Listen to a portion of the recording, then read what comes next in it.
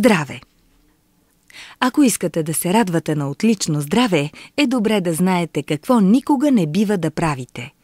Не бива да недоволствате от тялото си по никакъв повод. Недоволството и гневът са утвърждения, които казват на физическото ви тяло, че не го харесвате и че се разграничавате от него. Клетките на вашия организъм осъзнават всяка ваша мисъл. По-добре си представете, че тялото ви е ваш слуга, който работи с всички сили, за да поддържа здравето ви в отлична форма, независимо как се отнасяте с него. Вашият организъм знае как да се лекува сам. Ако се храните здравословно, осигурявате му достатъчно здрав сън и поддържате ведра мисловна атмосфера, тогава неговата работа е лесна. Трябва да му осигурите благодатна среда, за да си свърши работата. Обаче, ако се тъпчете с лоша храна и се наливате с газирани напитки, не си доспивате и сте раздразнителен през цялото време, тогава работата на клетките на вашия организъм е трудна и успехът е под съмнение, защото се налага да работят в неблагоприятна среда. Ако сте от този вид хора, не е чудно, че не сте толкова здрав, колкото ви се иска да бъдете. Друга истина е, че никога няма да бъдете здрав, ако говорите и мислите за болести. Доброто здраве върви след любовта и уважението към себе си. Обичайте тялото си. Изпълнете го с любов. Ако някоя част от него боледува или е неразположена, отнасяйте се с нея като с болно дете. Покажете й, че я обичате. Кажете й, че правите всичко необходимо, за да й помогнете да оздравее. Тогава възстановяването ще настъпи по-бързо. Ако сте болен, трябва да направите нещо повече от това да отидете на лекар и да чакате той да ви даде лекарства и да се погрижи за вас.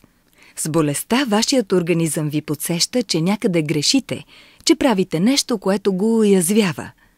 Научете повече за физическото си здраве. Колкото повече знаете, толкова по-лесно ще ви бъде да се грижите за него. Не бива да допускате мисълта, че сте жертва, защото по този начин намалявате вътрешните си сили.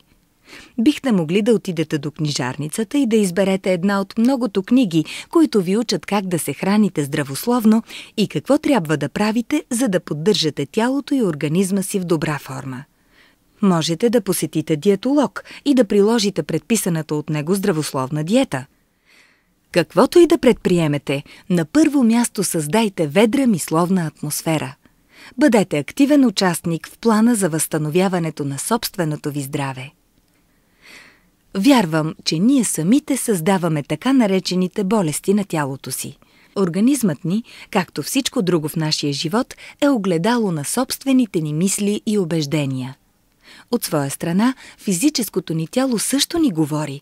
Само трябва да отделим време и да се вслушаме в това, което иска да ни каже. Не забравяйте, че нашите мисли и думи резонират във всяка клетка на тялото. Моделите на мислене и говорене създават условия както за здравословни, така и за болестотворни състояния на тялото. Няма как човек да си надене на лицето вечно намръщена физиономия, ако мислите му са радостни и красиви. Лицата и телата на възрастните хора издават мисловните модели, които те са използвали през по-голямата част от живота си. Замислете се как ще изглеждате вие, когато остареете. Животът ви не е поредица от случайни събития, а възходяща спирала към пробуждането. Ако направите тази мисъл своя максима, никога няма да остареете. Просто ще продължавате да растете. Представете си, че денят, когато навършите 49 години, е начало на друг живот. Жена, навършила 50, която не се е разболявала от рак или инфаркт, може спокойно да се готви за 92-я си рожден ден. Вие и само вие можете да поръчвате продължителността на жизнения си цикъл. Променете начина си на мислене сега и си поръчайте какъвто искате живот. Вие сте тук на земята по много важна причина и всичко, от което имате нужда, е на ваше разположение. Можете да създадете мисловна среда, която води до болестно състояние, или да поддържате радостна и здравословна атмосфера вътре и около вас.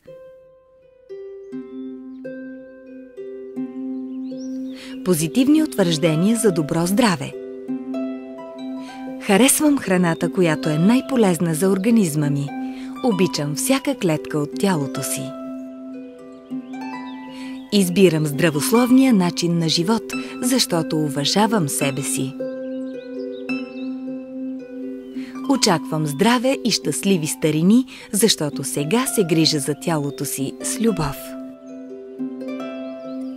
Всеки ден откривам начини да поддържам отлично здраве.